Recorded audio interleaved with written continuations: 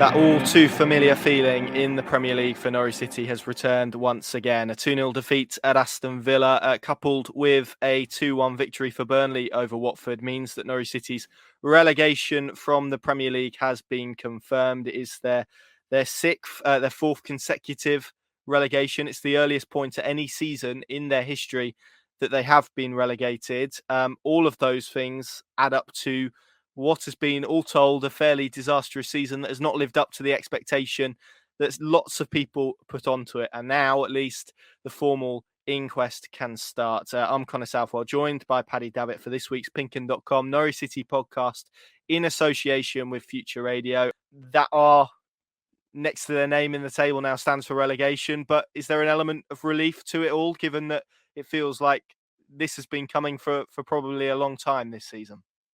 Well, on that very point, Dean Smith, unprompted post-match, Villa Park, said there'd been a sense of inevitability, I think, to paraphrase him, over the last 4 or 5 weeks. And if that's coming from, the head coach of the football club, then you'd like to think that hadn't pervaded inside the group, because that's tantamount to sort of saying, was it post-Brentford, post-Leeds, they thought the game was up and have played subsequently like that. It's a lazy charge maybe to throw at them, but maybe less so on Saturday Villa Park. But the previous weekend, Newcastle, the way they folded, and we don't need to reprise our Newcastle podcast, which has been very well listened to. So thanks for everybody who listened to that. Although it was more a Webber podcast than a Newcastle podcast, as it turned out. But that was very compliant, the way they folded there. And yes, there was more about them at Villa Park. I think that was as much to do with Villa, not quite having that intensity that you probably associate at this stage of the season with the team who materially got nothing to play for, neither relegation or anything above them, really. So it was a very end of season tempo. Might I flippantly say maybe the Dean Smith testimonial, given his connections to both clubs and how he was sort of fated by the home fans, his first competitive return since he obviously was moved on, in his words, last November, and then within a week pitched up at Norwich as Daniel Farke's replacement. But, he felt it was inevitable. We felt it was inevitable. I think pretty much every Norwich fan felt it was inevitable.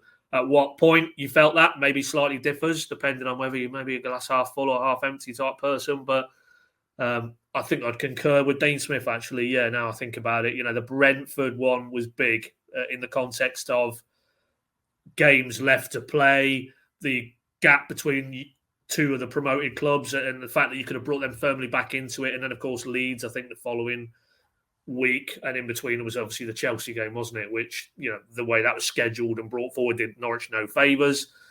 And there's been a bit of a theme there about that, maybe they haven't had a rub of the green in many aspects, but certainly the elements that they control this season, if we want to broaden it out from beyond the events at Villa Park that merely confirm the inevitable, they haven't been good enough. And Dean Smith was honest enough to admit that yet again, that in any aspect of what it takes to be competitive, to win games of football in the Premier League consistently, Norwich have been woefully short. And I didn't see it on Match of the Day, but I've seen a few clips on social where they put up those kind of rankings of where you are in terms of your indexes with the ball, like chances created, goals scored, whatever, and then the defensive metrics. And I'm pretty sure 20, Norwich were 20 on most of those lists. So if you're the worst team defensively and the worst team offensively, then you're the worst team. And Norwich, sadly, are the worst team. And, we'll obviously have to dwell on where it's gone wrong, but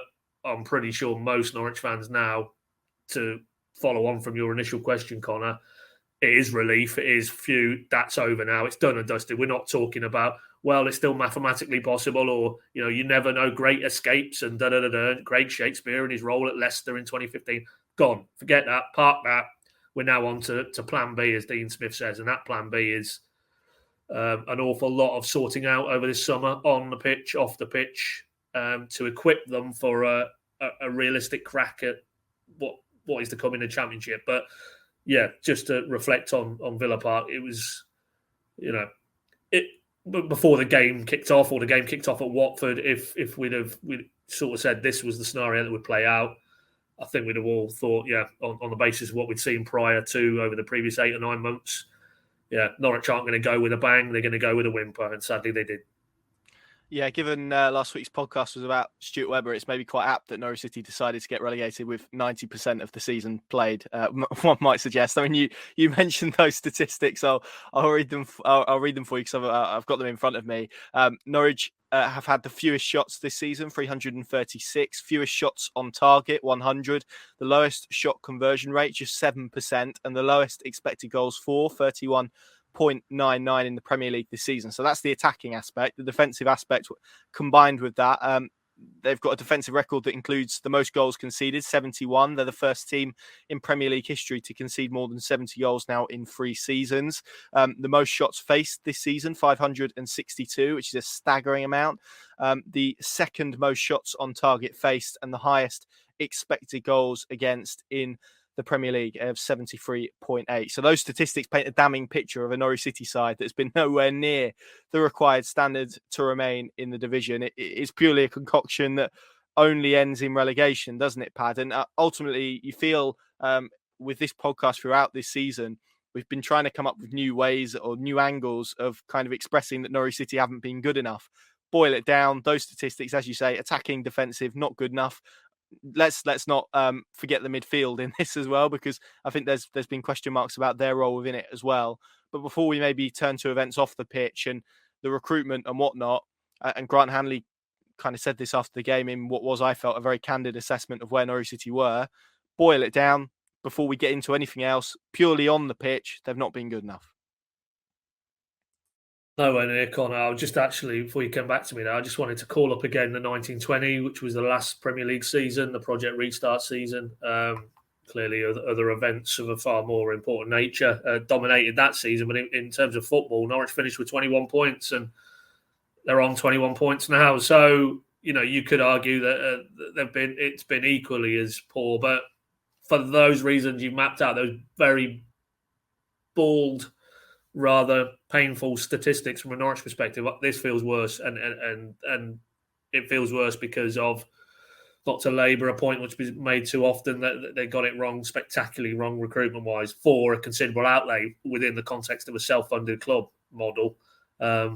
They shouldn't be back here again, essentially on the same kind of points tally as 2 seasons ago, when they didn't spend anywhere near that amount. They didn't really expect to be in the Premier League. Daniel Farke talked often before and during that season that you kind of hear ahead of schedule and will almost enjoy the ride. And they did for the early part of that season, of course, until the wheels came off. But, certainly by this point in the Webber cycle as it is now, they did hopefully expect to be here if they got more right than wrong. So, to have gone into this season with a feeling that we could hope for more than kind of making up the numbers, the we being the Norwich, then to look back as we do now, and also I don't think you mentioned it yet on the podcast, but you mentioned it at Villa Park, the earliest they've ever been relegated at any level in their 100-plus year history. It's just you struggle to find the actual words to sort of encapsulate the gravity of how desperate it's been for Norwich City and their fans this season. And it does feel like maybe we're past the anger stage, and I don't want to go back to Dean Smith and his English O levels and apathy and what have you, but it's certainly nearer apathy than anger at the minute, and a huge job. I mean, they've failed miserably over the last 8 or 9 months, but there shouldn't be too many people taking too much time off connected with Norwich City over the summer, because they're going to need every hour of every day between now and, I think it's the end of August when the championship season actually commences, 31st of July, sorry, I'll tell a lie. They're going to need all the intervening period to put right a lot of what has gone wrong, and even that might not be enough. But, it's a huge job now to kind of not even so much ensure there's any hangover, because I think this goes beyond a hangover that you would associate with a relegated team. It feels deeper, it feels more structural, it feels almost more philosophical, really, because we've been told liberally under Stuart Webber that it isn't the kind of buffeted in terms of decision making. The key strategic decision making isn't really around what happens any given 90 minutes on a Saturday or a Tuesday as it would be in the Championship. They've tried to take a mid to longer term view about the direction of the club, and that's all well and good. But, much like, wanting to tell us about the tremendous work they've done infrastructurally, maybe around Colney, that is all well and good, and that goes on the positive side of the ledger. But it is about, I'm sure, certainly if you pay your hard-earned season ticket money or your casual match day money, you want to see a team on the pitch that compete and show quality and show a desire and are competitive. And whether that's the Premier League or the Championship, that should be immaterial and painfully evident that they haven't done that anywhere near enough. So, it does cut a lot deeper for me now than, well, we just need to change one or two of the personnel in terms of the squad, and this group will be good enough to compete at the top end of the Championship. For me, it's now beyond competing at the top end of the Championship. It's what is this club about now under this stewardship, and if they do compete and compete successfully, which by no manner of means do I think is beyond them now. I think under Smith they've got the right man to be really competitive at the top end of the table and hopefully to come back at the first attempt. But if they do that, what is there to tell us that is going to be different from the last two attempts at the Premier League under a Stuart Webber stewardship? And that, for me, is the bigger existential question, really, around Norwich this summer. Absolutely. I mean, you mentioned the points tally to start there. It's obviously the same as they went down with last time in the Premier League, but 4 games left. Obviously, the most they can get from that is 12 points. I'm pretty bad at maths, but that's right. I've just used a calculator to double check, so there's no doubt about that. But that means that the most they can get is, 33 points from here. So to put that into perspective, that is a fewer amount of points than they got in that Alex Neil season in 2015-16. It's the same amount of points as they got in the 13-14 season, where there was so much toxicity around Chris Hughton, and obviously Neil Adams came in. And it is also the same amount of points they went down with in 2004-2005. I mean, in terms of being competitive and purely look at it like that, because I think Norwich fans are realistic. They weren't expecting to, really pull up any trees and finish 10th or finish in the top half or be competing for Europe. I think ultimately it was about seeing a bit of progress on what they saw last time around, and hopefully that being enough to end in relegation, but certainly getting themselves closer to where they needed to be, and certainly prolonging the season for where they needed to be. This is their earliest ever relegation in their history, as we said. And ultimately, that points tally that they can get, and they're not going to win their final 4 games. I'm pretty confident in saying that. It just goes to show in 2 seasons and ultimately we have to use it under Stuart Webber. It's not been a step forward from actually what came before under Alex Neil and Chris Hughton, albeit that football has changed. So ultimately, we end ourselves up in a position of, why is that? What is it about Norwich City and this model and the way they're choosing to run their football club at the moment that means they aren't able to even get to the levels that they did 5 years ago, 6 years ago under a conventional manager and chief exec model, which was supposedly broken with this in mind, and those power structures broken in order to create a bit more of a steady leadership throughout the club.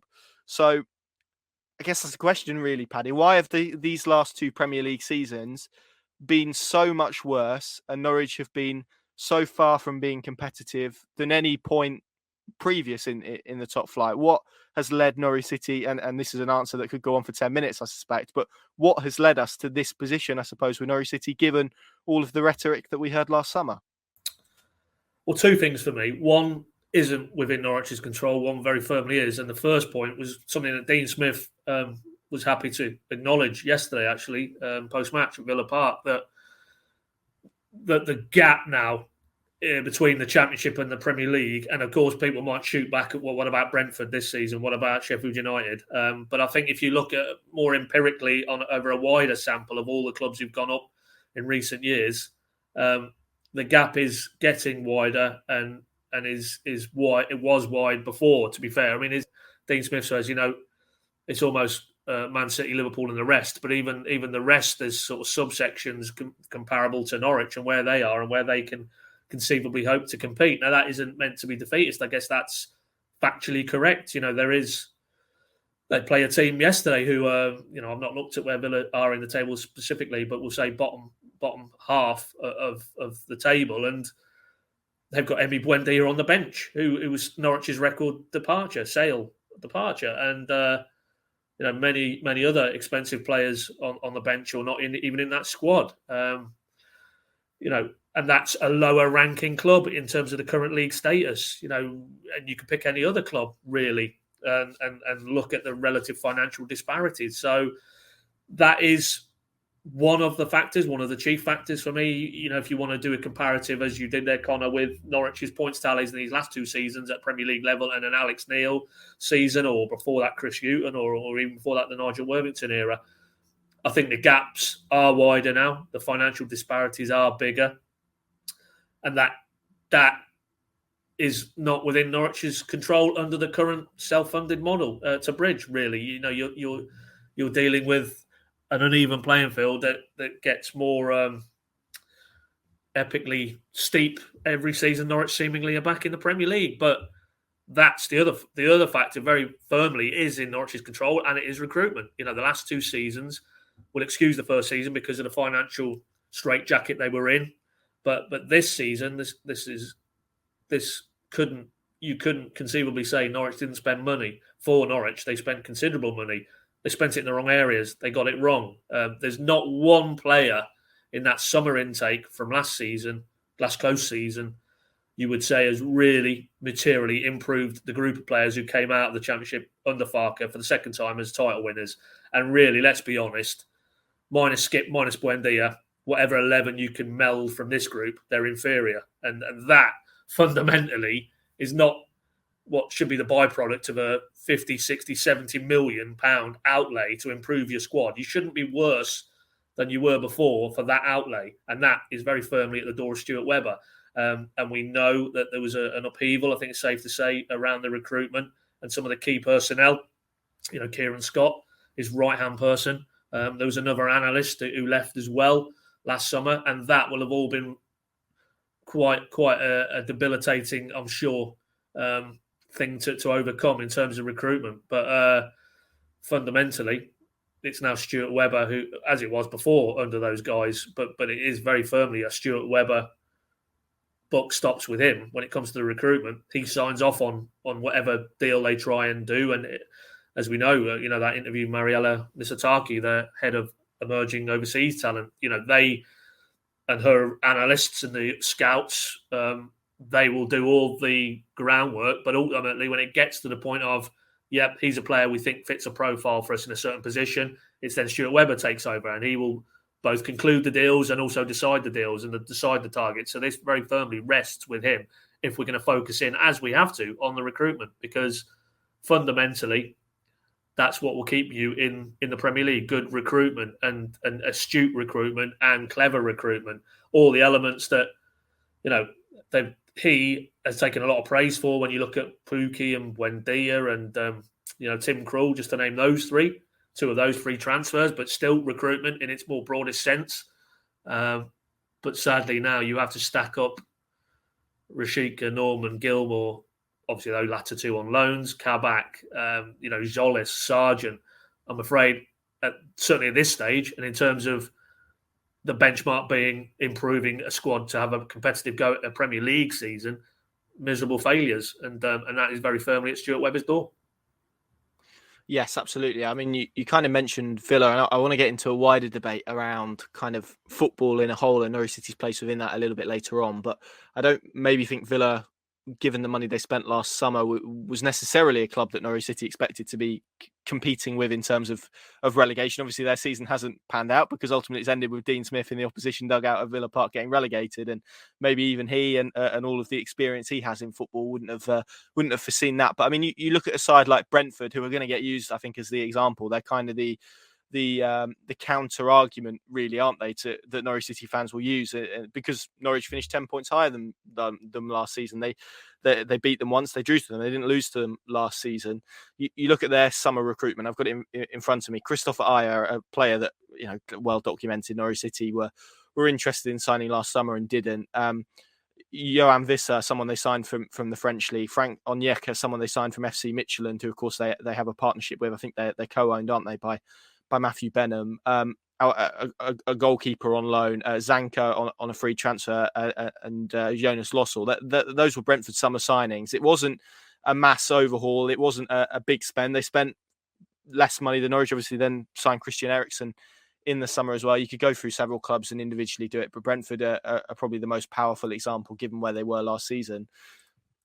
I mean, all of those kind of things that we've spoken about, Pad, they come under Stuart Webber, and given the context, everything that we mentioned last week on last week's pod, and the confrontation with supporters, the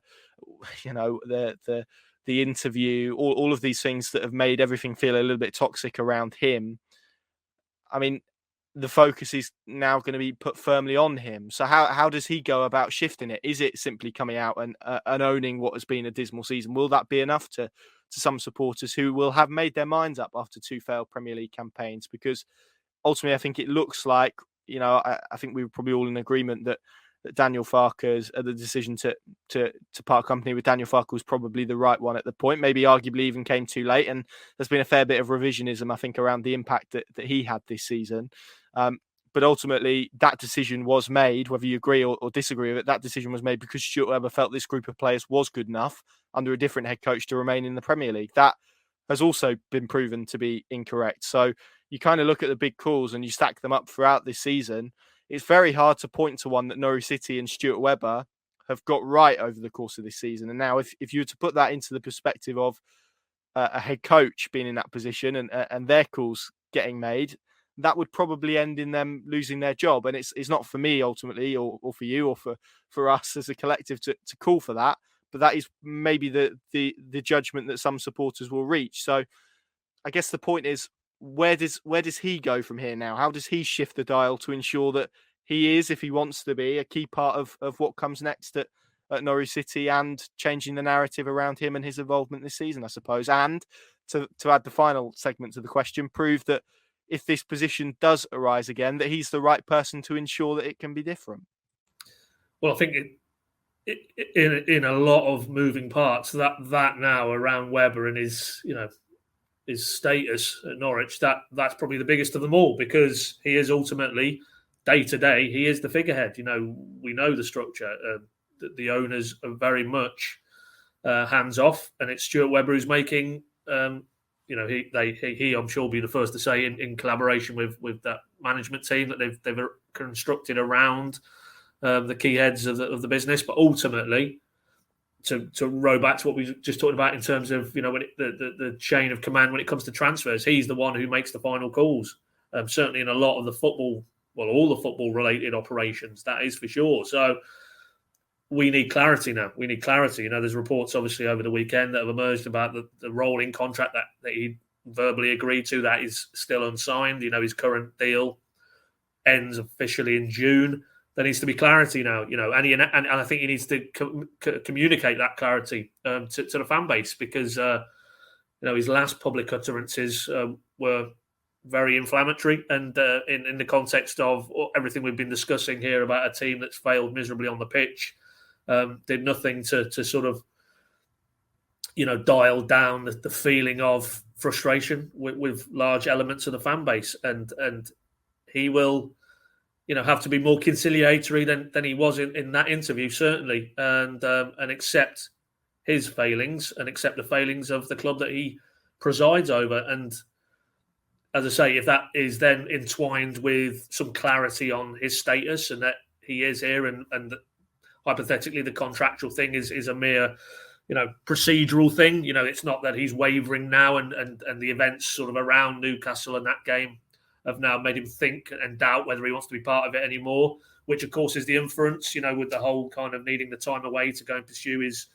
his mountaineering challenges. He has to really very unequivocally now, and as we expect he will do, front up and do a round of media very shortly, I would imagine, make it quite clear that put anything or everything that's been around him over these last few days to one side. He's here for the duration.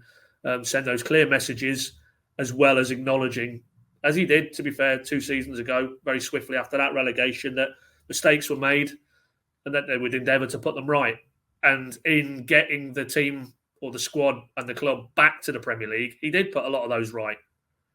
But unfortunately, the same issues that dogged them 2 seasons ago have reappeared. And that's purely based on where Norwich are in the table, the fact they're relegated again, how poor they've been in terms of the football, the wins, the defeats, the goal difference. Every metric you want to look at to rate a football team's performance in the Premier League, Norwich are woefully inadequate. And he is ultimately the person responsible for that. He made that it's his call to change the manager. It wasn't Delia saying, I think it's time for a change. Can we say bye-bye, Daniel, I'll be the same? No, that was Stuart Webber.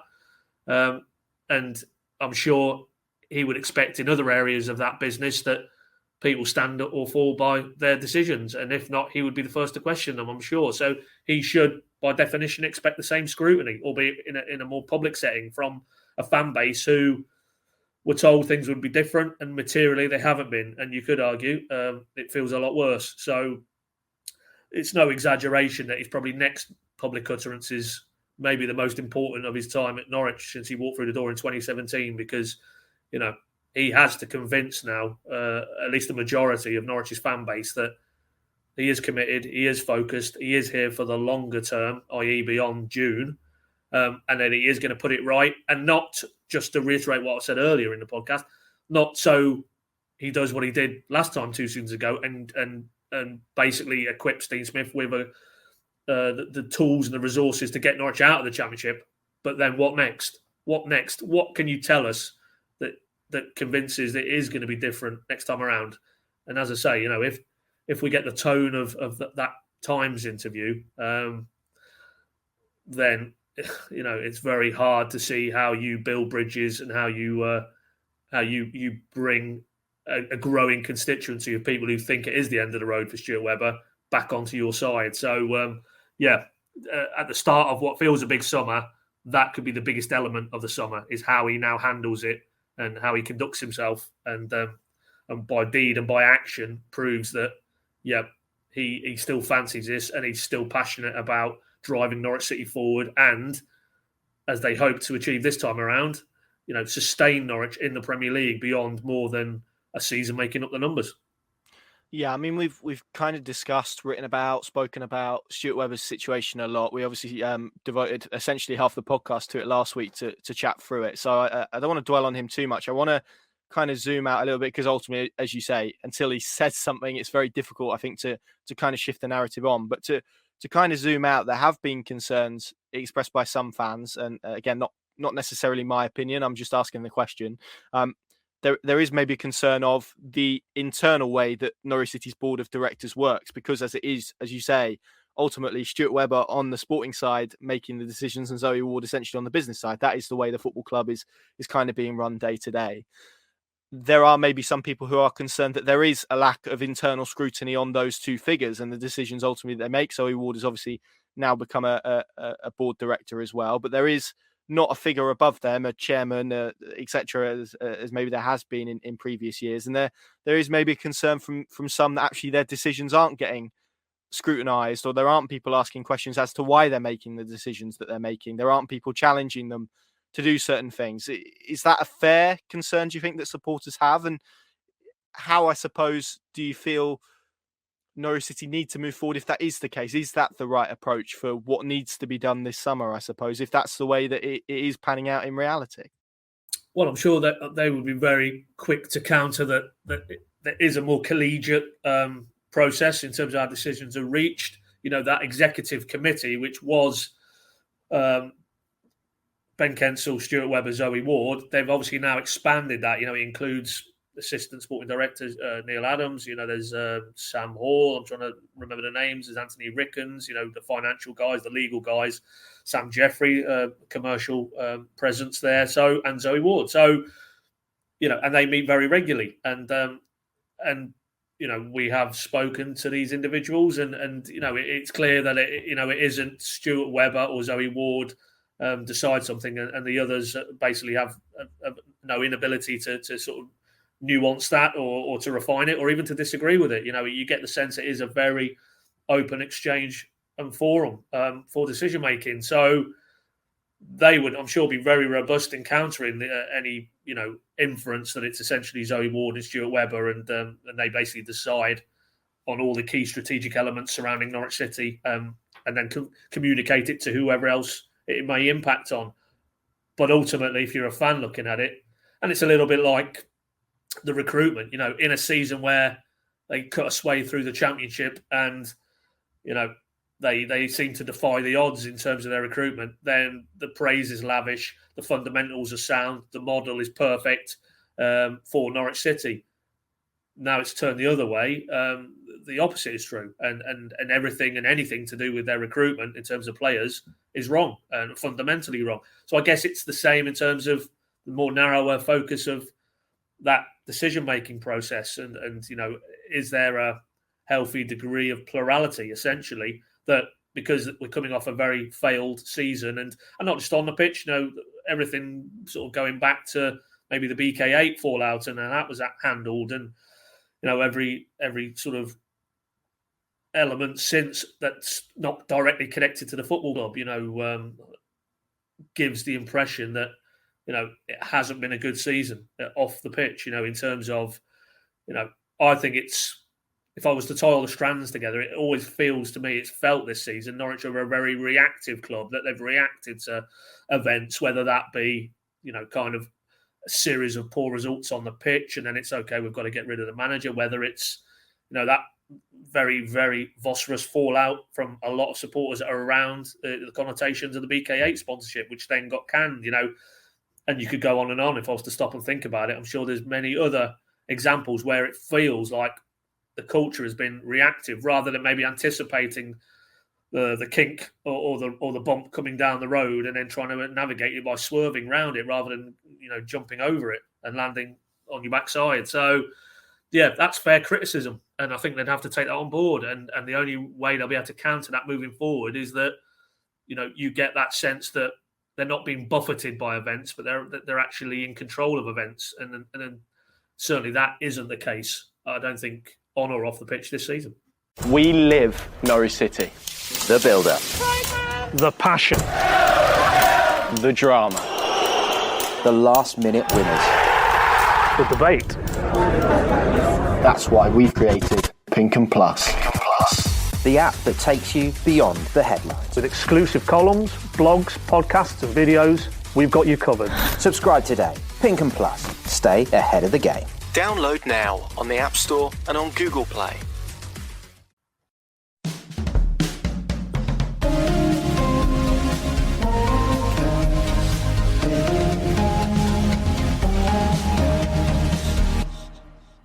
We kind of, again, I don't want to delve too deep and go over ground that we've already covered, but we spoke a bit about mentality last week, and I think I did actually mention the Jamal Lewis quote, but I've got it in front of me, so I'll read it again.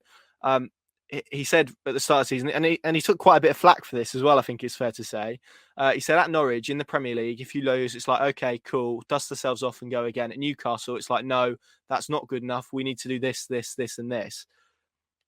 Given what we've seen this week, this season, is that statement true? Do you think, Paddy, is there too many people at Norwich City just happy to be on the Premier League ride, and the outcome maybe compared to other clubs doesn't feel as impounding, I suppose, maybe?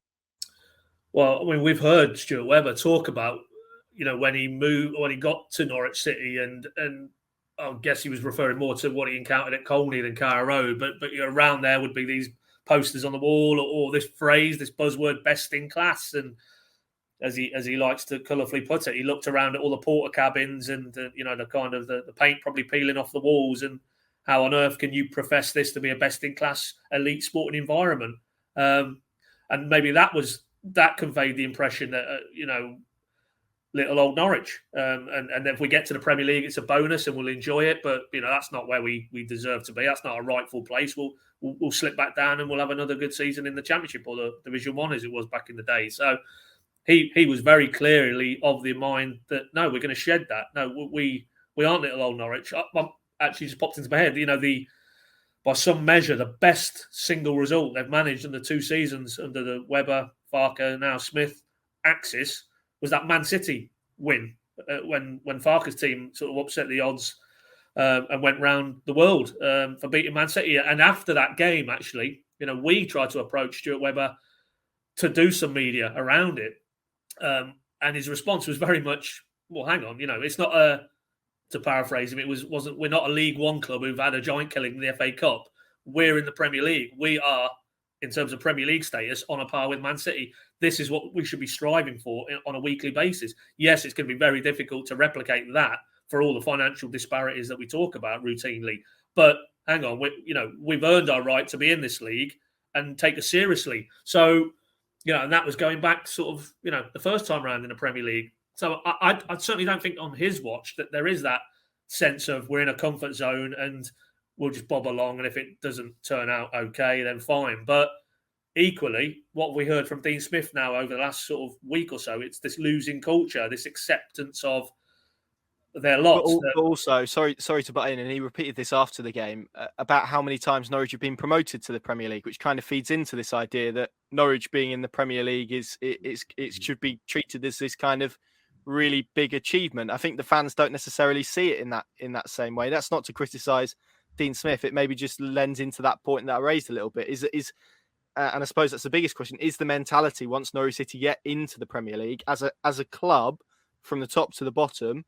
Is it wrong, and is it geared that actually relegation maybe isn't the failure that maybe it's perceived to be at other clubs, Everton, for example, who are clearly significantly bigger than Norwich City? But does all this weigh into maybe that, as we said, the culture not quite being right around Norwich City in the Premier League and their existence within it? Yeah, well, I guess what we're talking about is, is it now 6 Premier League relegations? That is a club historically who are unable to sustain, certainly in the modern era, Premier League membership over a Stoke type of genre before they obviously dropped out. And maybe a good example now is Wolves and Leicester and clubs like that who've got themselves up, stayed up, and then pushed on again. Norwich, bar the odd sort of second season, have not really, as far back as pre-Worthington era, managed to achieve that. And that must, even if it's subconsciously, that must infect how you feel, how you think, if you're anything to do with Norwich in terms of internally, when you do get back to the Premier League, because you haven't got anything to reference it against in the last sort of 20, 30 years that, well, we got up before and we stayed up for 5 seasons on the spin, and then we pushed on from there, and okay, we came back down again, but it can be done. And how you shed that, well, ultimately, the only way, I guess, if there is a lingering sense of that at the back of people's minds, is by staying up, is by breaking the cycle. And then from there, who knows, because that would, under Webber, certainly would be virgin territory. If they were to stay in the Premier League beyond the first season, they'd get another tranche of obviously Premier League revenue. They'd probably be able to attract a higher grade of player in terms of recruitment because they'd be able to afford bigger salaries, bigger transfer fees. It's all hypothetical, but essentially what it boils down to is, because I guess they don't have anything to draw back on other than, well, it's going to be tough because it's been tough every other time we've been up here recently, and normally we come back down after a season. So, we'll hope for the best but fear the worst, or expect the worst maybe. So, and I think to me that's where Dean Smith is coming from, that he, as an outsider, has come in. He clearly doesn't share that mindset. He got Villa up and kept Villa up, and now look at them. Look at the investment they can attract, or the type of player they can attract, and what their ambitions are, bringing in an icon of the game in Steven Gerrard to continue his coaching path. And obviously Norwich, his ambitions would still be much lower, maybe in terms of the financial possibilities, but still, they should. There's no self-funded model or not. There's no fundamental reason that should preclude Norwich from striving to stay up after a season in the Premier League and push on from there. It has been done. There's plenty of examples. Brentford, as we've discussed, are going to do it this season. Sheffield United did it a couple of seasons ago. Yes, they came back down, but it can be done. There isn't this glass ceiling when it comes to Norwich in the Premier League. And if there is, then they should still be able to confidently smash through it and see what the view is beyond there. So, yeah, but I guess, as I said, I would never lay that at Stuart Webber's door, that he feels it's beyond them, that you get in a comfort zone when you're in a Premier League. But ultimately, he is only the figurehead, and it's a very diverse hierarchy, very diverse. Football. It's not just a football team. There's a lot of people behind the scenes in a football club, woven into the fabric, been there years. Probably generations of families who've worked in various different capacities at Norwich City. To change that overarching sort of mindset and culture is very difficult, even in the period of time Stuart Webber's been there. But that is definitely, I mean, there's many things you could probably now lay at Stuart Webber's door, but this sense that, lucky old Norwich will just stay for the ride in the Premier League, that is very definitely not how he looks at it or how he views it. And Dean Smith is obviously of the same mind. So, and I guess that's why, as he said on Friday, Dean Smith, in his defence of Stuart Webber, he sees a very driven, very demanding individual in his one-to-one dealings with him. So if that's the case with the head coach, you can be sure he puts the same demands on the people in back office departments and football side and non-football side, Carr Road and Colney. So, but fundamentally, I guess, to answer the question, if there is that sense that we'll enjoy the ride as long as it lasts, then the only way it's going to change is if you can prolong the ride. Yes, absolutely. Which probably ultimately ends us up at maybe the final point that I wanted to discuss, which is obviously around the ownership side of things and the investment side of things, because again, there'll be people looking at and I think we've spoken before and said the frustration that Norwich fans have at the moment is probably the culmination of as we said right at the top of the show, 4 consecutive relegations from the Premier League, a record 6. A lot of people will point at certainly the last 4 and say that the constant is the owners, the majority shareholders who are in charge of the club, and this idea around self-funding models and whether actually in practice that can relate into a team that can stay up in the Premier League, or whether it ultimately sees a club that bounces between the 2 divisions. Now there are of course teams that Fulham I think are an excellent example of years gone by. They'll come up, they'll spend again, they may go down again. Watford came up, spent, will go down again. So it's not a problem that's exclusive to Norwich and isn't exclusive to self-funding. But I think maybe more the angle that I want to take on it is we talk about kind of this philosophical view and how great it would be for Norwich to upset the odds and to prove that a self-funding team can stay in the Premier League and you don't need to spend loads of money and whatnot. But is that just theory? Is it just a pipe dream? Can it actually happen? I think these are the questions now that supporters are asking, because at the moment the history suggests that Norwich City will get relegated to the Championship, do very well, possibly even come back up, and then 2 years later we'll be in the same position again, asking these same questions again. So I guess the point is, how much is of this is on the ownership and the way that Norwich City decide to operate as a club, or is it purely down to, as we spoke about right at the top, recruitment and those kind of elements? Is it the sporting decisions that are wrong, or is it the wider Norwich City club model and the way that they operate and exist as a business? Is that aspect wrong? Well, I mean, really, it's a theoretical debate, because until the ownership was to change, and whatever then came next, and then as a result of that, whatever then that looked like in terms of Norwich's progress or not on and off the pitch, that we could turn around and say, well, yeah, it was the ownership aspect that held that club back in this period. Equally, I guess, if you get a different sporting director, if they retain the sporting director model, and they were able to pull proverbial rabbits out of hats in terms of Premier League recruitment, and they stayed up beyond the season, then you might look at it and think, well, maybe Stuart Webber was many positives about the impact he's left on his club, but maybe in the seam of recruitment for a Premier League football club, maybe he was deficient, maybe he was found wanting, because we've now seen it in the hands of somebody else within the parameters of a self-funded approach within the same ownership model. So I don't think we can definitively sit here. We'd have to, one or the other of those aspects would probably have to change, and then we'd have to see what the replacement looked like, whether it be ownership or sporting director, and then move it forward. I mean, bringing it narrowly down to what Dean Smith was talking about in terms of the self-funding model there recently, it basically affords Norwich fewer chances and fewer possibilities. They have to get more right than wrong if we're talking purely in terms of the players they go and buy, because they don't have the funds to, and you might say, well, yeah, look at the misfiring that they've done this time around in terms of they don't have the funds to make errors and go again, because you could argue that purely in terms of readiness for this Premier League season, they did go again and got it wrong, and went again and got it wrong, and went again and got it wrong.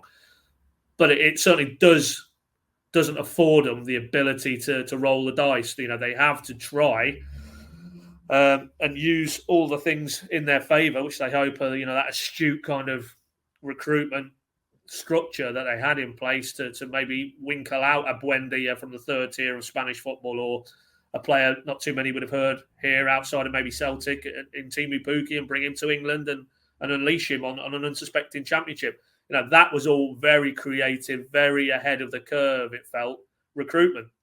Sadly, it feels now they're behind the curve and that they're playing catch-up and quite a long way behind the curve. And that probably underlines how, in terms of recruitment, it's constant evolution, it's constant change. There's innovation, particularly with data and big data and metrics. And we saw it, like last summer, they brought in a person, Dr. John Iger, head of data, I think his title is his official title. That they've looked at this area, they've seen its potential for growth, potential for those marginal gains, that cliche you hear, but something that could give Norwich the edge that isn't about simply the size of the bank balance or the size of the wallet. And it hasn't happened. It hasn't happened in this particular season. But fundamentally, is it the owners? Is it the sporting director?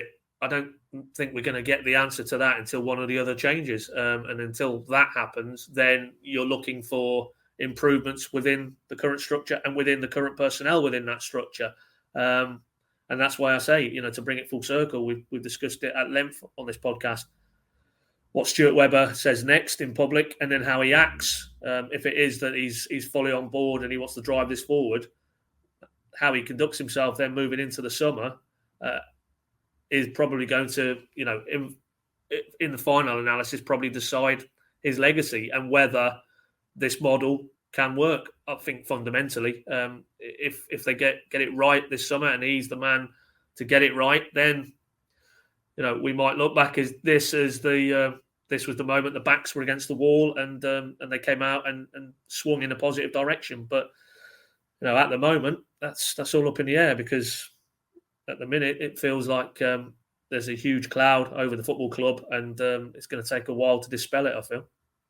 Yeah, it does feel like a ship that is on the wrong course at the moment. It does feel like it needs some turning round. You wouldn't quite label it Titanic proportions just yet, but obviously the fear is that maybe the fractures become irreparable, that certainly between fans and the people in positions of power. I must confess, I find it very difficult in any kind of debate around Norwich City's ownership model to really come up with any credible way to argue against it, because in a modern game where a lot of football clubs lose money every month, and we obviously see the various clubs, particularly in the Championship at the moment, who are if not past the brink, on it. And obviously Derby and Reading are the examples, but there are countless others who are overspending and spending beyond their means to try and get to the Premier League. Norwich City don't do that. They are going to be in a very healthy position financially. So it's very difficult, I think, to see anyone coming in with any real wad of cash capable of really changing their fortunes, unless we're kind of talking about essentially a state, which feels like is where the game is at more generally at the moment. That feels like the type of wealth that you need in order to properly transform a football club. But that said, it's our job, I think, to be skeptical about everything anyway. But I think there's probably also a part of me, and I don't know if you'd share this view, Pad, that probably there is that skepticism around whether this can work at the Premier League level, because ultimately all we have really to judge it on is the historical context, and that suggests that resoundingly no, despite different managers and different methods and different ways of being creative and different signings. Norwich have signed players and whatnot, and it hasn't worked. It is interesting, and at the same token, for me, it feels quite hard to criticise Delia Smith and Michael Wynne-Jones and their role in it, because they're not materially involved in the running of the club day to day, but equally because a lot of the issues that we've spoken about are recruitment and the players they sign, not how much money they spent or how much money there was to spend. It was what they spent it on. And that feels like ultimately you end up in a position where you're probably shifting the conversation and the debate onto those people who made the decisions rather than people right at the very top ultimately overseeing the whole thing. I don't know if you kind of share that, but I think it's quite a complex debate around Norwich City, where Norwich City are and who maybe to point fingers at. And I feel like ultimately you probably end up at a place, as we've discussed throughout this podcast, where it probably feels like Stuart Webber is under the most scrutiny at the moment. Well, the point we've made that, who could join them in the Championship. It could be Everton in very, very real terms, given the way Burnley continue to win games. And look at the financial outlay, look at the wealth of their ownership. And yeah, that's still very real possibility. Won't insulate them from joining Norwich back in for them, first time in a Championship, second tier for decades and decades. That'd be a huge footballing failure, a financial failure as well. So you just put Everton alongside Norwich and Norwich's model. That clearly isn't about solely the key to success or sustainability or longevity for Norwich. Is finding I'll just pluck a club at random. If we're talking beyond Everton, maybe a Leicester, with their wealth, but also the way they've stewarded the club, very, very respectful of Leicester and the heritage of it and their fan base and looking to improve and embellish, not, overhaul and revolutionise. And it's to their eternal credit. We can see the success Leicester have had in recent years. It's a fairy tale, really. But within that model, I'm sure the key to it has been getting the right people in the right strategic positions, whether that be a Stuart Webber type position or the head coach, and obviously then the recruitment and the players that they've brought in, and then the culture being right as well. And they're all elements that, to repeat what we said, what Dean Smith said there earlier, or paraphrase what Dean Smith was saying, it's a lot easier probably to do that if you have that financial safety net that clearly Leicester have, to maybe make an error or two along the way, and it doesn't blow the trajectory of what they want to do with their club off course. But it's not purely down to finances. Clearly it can't be, because if it was, Everton would be nowhere near the bottom three at the minute. If the league table in the Premier League was purely graded on the relative wealth of clubs, then yeah, Norwich would finish bottom, so that would be accurate, but you wouldn't have an Everton down there. Newcastle a few years ago, they wouldn't have gone down. There's plenty of examples. So for me, very firmly in the here and now, through the prism of what's gone wrong this season, it isn't that they didn't spend money. It's that the money they did spend, they spent it poorly and they got it wrong. And not just made one or two bad buys, bad in the context of improving the squad for this Premier League season. They made a succession of bad buys. And that, I don't think you can lay at the door of the ownership. That has to be at the door of the sporting director and the people around him in that recruitment department. And then, of course, Farke's not immune from that. He still had plenty of talented resource at his disposal. And Dean Smith, they haven't probably extracted what they should have done from the available talent. So this isn't clearly simply Stuart Webber should be put in the stocks. But he is fundamentally the person who is the figurehead of the club, and he will have to own it. He will have to own it, as Dean Smith did after the game. More or less the first thing he said was, I take my share of the responsibility. And Stuart Webber, I'm pretty sure, will take his share of the responsibility. But that's fine. But we were here 2 seasons ago where the responsibility was doled out and promises were made, lessons would be learned fundamentally in the very, starkest of terms, which is staying in a Premier League. They failed. So again, and lessons haven't been learned. So the question is, can they move forward with the same person in charge, and can he learn those lessons, and can he implement those lessons? And we won't know that until and if Stuart Webber declares that, yep, he's fully on board and he wants to continue driving the car forward. So, but no, purely and simply, are Norwich relegated this season because of their ownership model?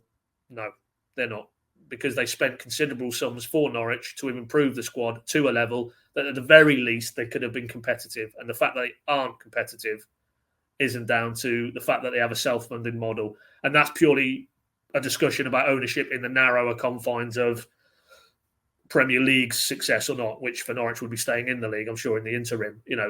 If you look at the broader, to draw a parallel with Derby or a Bury, even worse, do you want a football club? Do you want it in safe hands? Do you want it rooted in the community?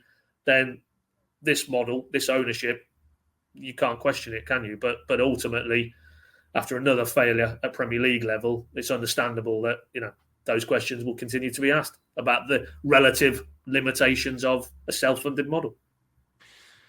Absolutely, and the agonising thing now for Norwich City perspective is that we've still got 4 games left of this season to go, of course, starting next week with West Ham United. So we've still got plenty of time and plenty of discussions to have about the various shortcomings this season and what comes next. This is now essentially an extended pre-season for Dean Smith and his men ahead of what will be another championship campaign next season. But we will endure it as much as you guys for the next 4 weeks and endeavour to produce some more content for you that hopefully you will enjoy. Of course, the PinkUn Plus app is the place to go. I'm sure you've heard about it already, and unfortunately, we're not going to stop banging on about it. If you haven't taken out a month's free trial, give us a go. No better time, arguably, maybe than at the moment when important questions need answering. Plenty of analysis to be done as well from our perspective, and also, of course, looking ahead to what's next. And inevitably, at some stage, there will be an optimism for what comes next, and that season beginning again, and we'll be right across it as ever. Thank you very much for listening again to this week's PinkUn.com podcast. We'll see you again next week, hopefully, after a Norwich City win. Who knows? After relegation, sometimes teams play with a little bit more freedom. Let's hope that's the case for Norwich City. Thank you very much. Enjoy a bank holiday weekend. Hopefully the sun shines, and we'll see you again very soon.